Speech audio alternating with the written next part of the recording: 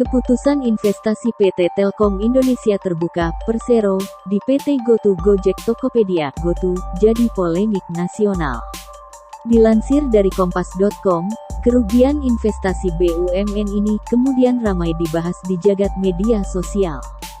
Kucuran duit investasi ke perusahaan merger Gojek dan Tokopedia itu dilakukan melalui anak usaha Telkom, Telkomsel.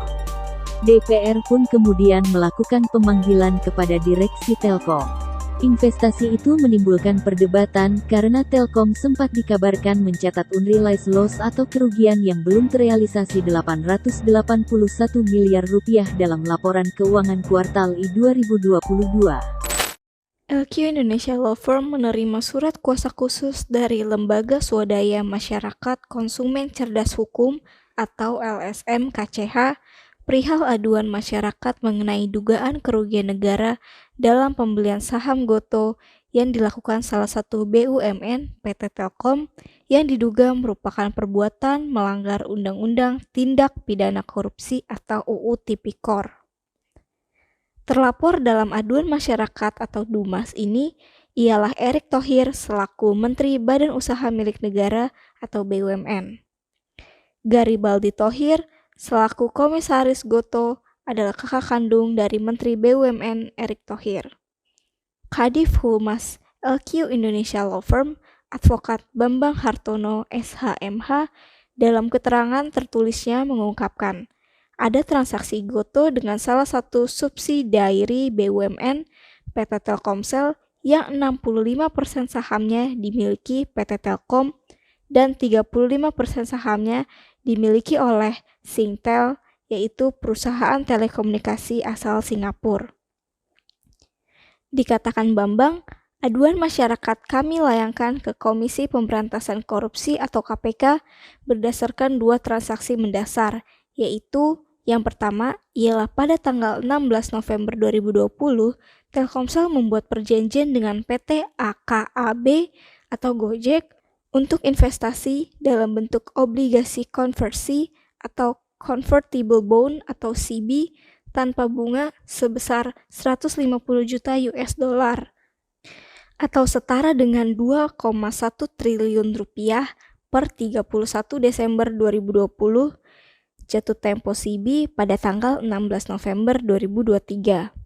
Yang kedua, tanggal 18 Mei 2021, kembali Telkomsel menandatangani perjanjian pembelian saham GoTo senilai 150 juta US dollar atau setara dengan 2,1 triliun rupiah dikonversi menjadi 29.708 lembar 300 juta US dollar atau sekitar 4,2 triliun yang merupakan opsi beli menjadi 59.417 lembar.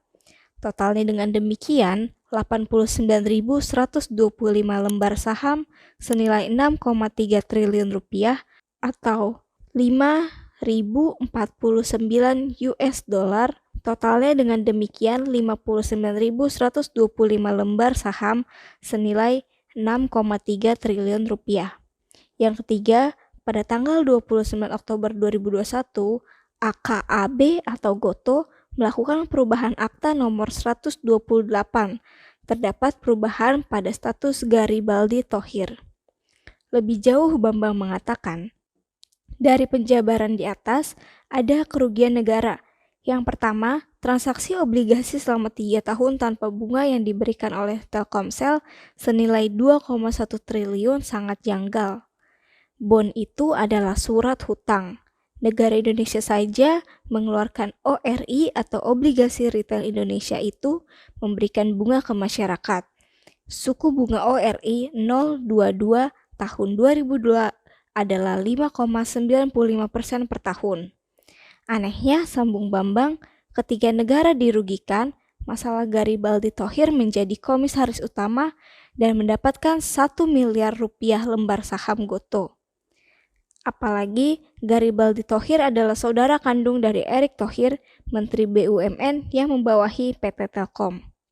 Disinilah kami adukan dugaan tindak pidana korupsi agar diusut tuntas, bukan untuk menyerang individu tertentu. Tapi karena kami peduli dengan negara dan masyarakat, kerugian negara ini adalah uang milik seluruh rakyat Indonesia dan tidak semestinya aturan dan etika dilanggar dan negara dirugikan demi kepentingan pihak tertentu, ungkap Bambang. Sudah banyak pihak berteriak agar kasus Gotoh diusut oleh KPK. Sebut saja Bonyamin Saiman, Iwan Sumule, Agus Rihatmanalu, dan Faisal Assegaf sudah bersuara lantang. Namun, belum ada yang berani mengadukan secara langsung ke KPK. LQ Indonesia Law Firm selaku lawyer dan aparat penegak hukum tidak pernah berpikir dua kali dalam menegakkan hukum di Indonesia.